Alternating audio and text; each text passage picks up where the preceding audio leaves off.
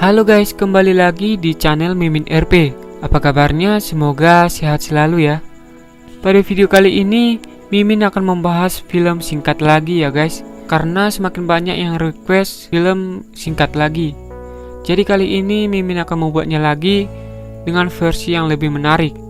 Jadi tonton terus video ini dan jangan lupa like, comment, share, dan juga subscribe.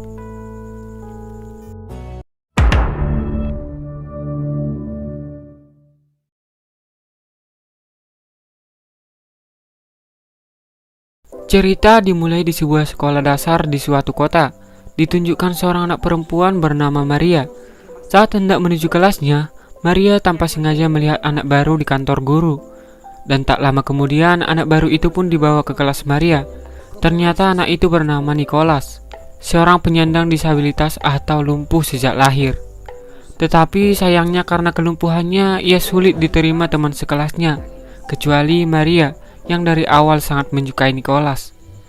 Saat istirahat, Nicholas pun dibawa ke lapangan bersama murid lainnya.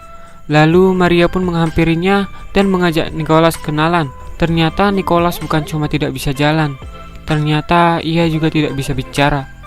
Saat Maria bermain dengan Nicholas, anak-anak lain pun merasa aneh terhadap Maria. Tetapi Maria tidak memusingkan hal itu sama sekali. Bahkan ia mengikat tangan Nicholas ke tangannya supaya Maria bisa menggerakkan tangan dan kaki Nicholas seolah-olah bisa bergerak sendiri. Hari demi hari saat istirahat mereka pun menghabiskan waktu mereka bermain bersama.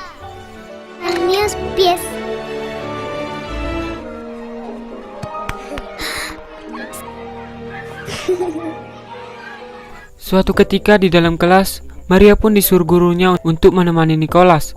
Lalu Maria menyalakan musik dan memeluk Nicholas mengajaknya berdansa bersama.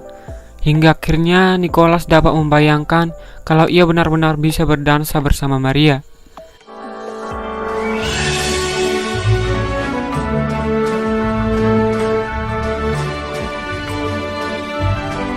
Keesokan harinya saat Maria berjalan menuju kelas, ia melihat kursi roda Nicholas di depan kantor guru. Bahkan ia melihat tali yang biasa ia ikat di tangan Nicholas sudah terlepas. Ia pun berpikir bahwa sekarang Nicholas sudah sembuh dan sudah bisa berjalan. Lalu Maria pun sangat bersemangat mencari Nicholas. Hingga tanpa sengaja ia mendengar obrolan gurunya di kantor, bahwasannya Nicholas sudah meninggal. Maria pun terkejut dan menangis mendengar hal itu. Lalu Maria pun mengikat tali Nicholas di tangannya untuk sebuah kenangan persahabatan mereka. Singkat cerita, setelah 20 tahun kemudian, kini Maria pun menjadi seorang guru matematika. Dan ternyata ia masih tetap mengenakan tali Nicholas di tangannya.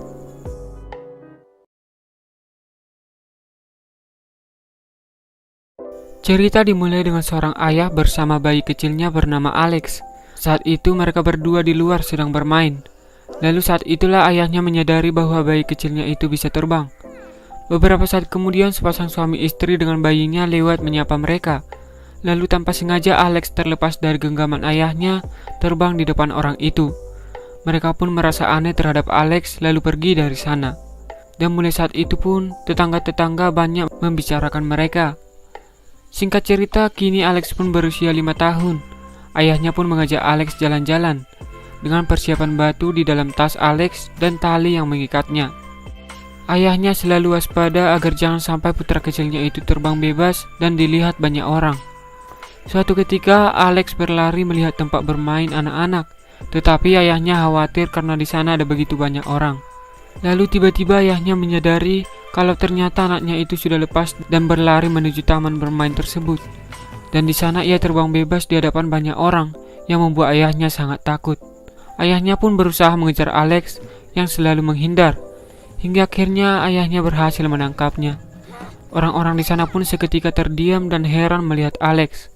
Lalu saat Alex selalu membantah, ayahnya pun sangat marah padanya.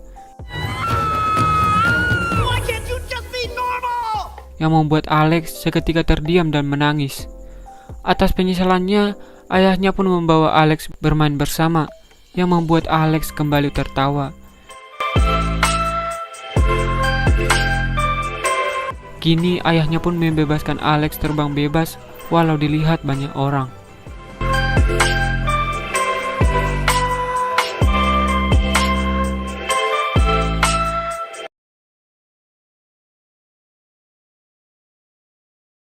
Cerita diawali di sebuah hutan. Ditunjukkan si manusia kerdil yang berjalan pulang ke rumahnya di sebuah pohon. Saat itu ia melihat seekor ulat yang sangat kesulitan menggapai daun untuk dimakan. Lalu manusia kerdil itu pun berinisiatif untuk menggunting beberapa lembar untuk dimakan oleh si ulat. Malamnya si manusia kerdil itu pun hendak tidur, tetapi ada sedikit yang mengganggu telinganya, yaitu suara si ulat yang sedang makan daun. Si manusia kerdil itu pun pergi menghampiri si ulat dan menyuruhnya untuk diam. Kemudian saat ia hendak tidur kembali, ia masih tetap tidak bisa tidur karena suara si ulat yang masih mengganggu telinganya. Lalu tanpa berpikir panjang, si manusia kerdil itu pun meletakkan bom di samping si ulat. Lalu dari rumah, ia pun meledakkan bom itu yang membuat si ulat hancur seketika. Dan si manusia kerdil itu pun akhirnya bisa tidur nyenyak.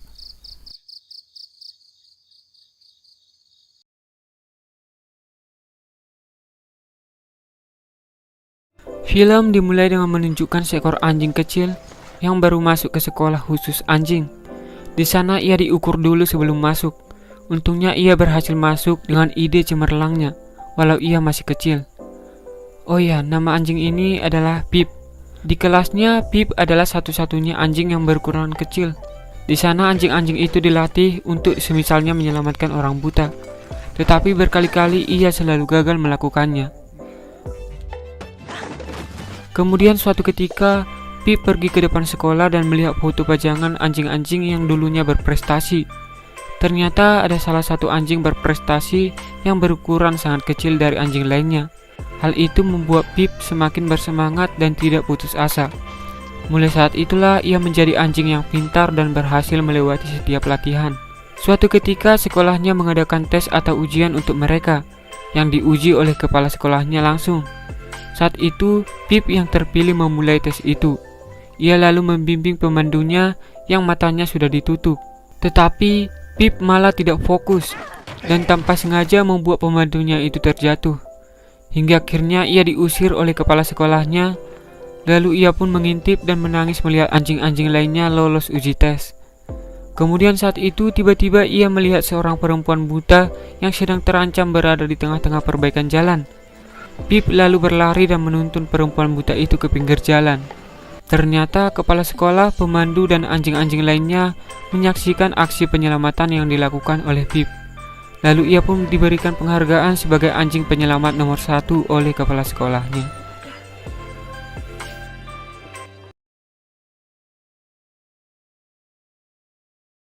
Diawali dengan seorang anak remaja bernama Jacob yang sedang bermain game. Lalu tiba-tiba ibunya datang memberinya sebuah hadiah. Awalnya ia menolak karena tidak mau diganggu bermain game. Tapi akhirnya ia penasaran dengan isi kardus tersebut. Saat ia membukanya, ternyata di dalam ada seekor anak anjing. Lalu Jacob pun mengangkat anak anjing itu dengan senangnya. Tetapi saat ia melihat salah satu kaki si anjing itu putus, ia pun langsung melemparnya. Tetapi setiap kali si anak anjing mendekatinya, ia selalu menendangnya. Kemudian anjing itu mendapat sebuah bola dan memberikannya kepada Jacob. Tetapi Jacob malah menendang bola itu dengan emosi. Oh ya, kita sebut saja nama si anjing adalah Poppy. Saat Poppy berlari dan hendak menangkap bola itu, ia selalu terjatuh, tetapi tetap berusaha untuk berdiri. Lama-kelamaan Jacob malah tidak fokus dengan gamenya karena ia selalu memperhatikan tingkah Poppy yang menggemaskan. Lalu saat Poppy kembali membawakan bola itu, akhirnya Jacob pun tertarik untuk bermain dengan Poppy. Lalu Jacob berdiri dan ternyata nasibnya juga sama dengan si Poppy, kalau mereka sama-sama tidak memiliki sebelah kakinya. Ternyata Jacob jadi termotivasi oleh si Poppy yang selalu berusaha walau dengan kekurangannya. Kemudian mereka pun pergi keluar untuk bermain bersama-sama.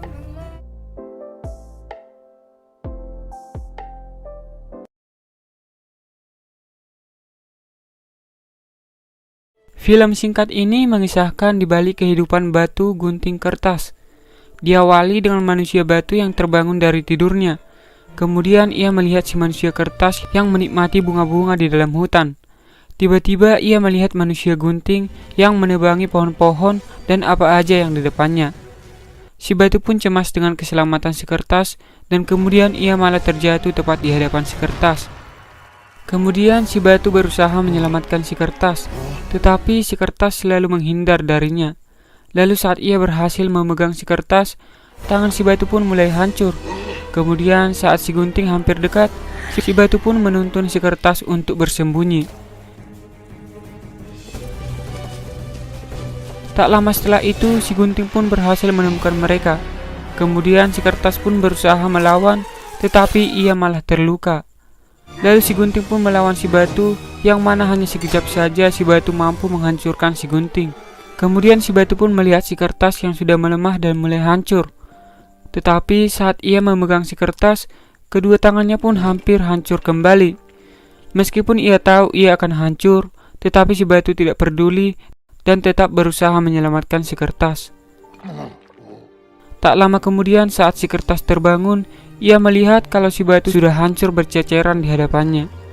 Dan dari sini kita bisa simpulkan kalau batu menang dari gunting, gunting menang dari kertas, dan kertas menang dari batu.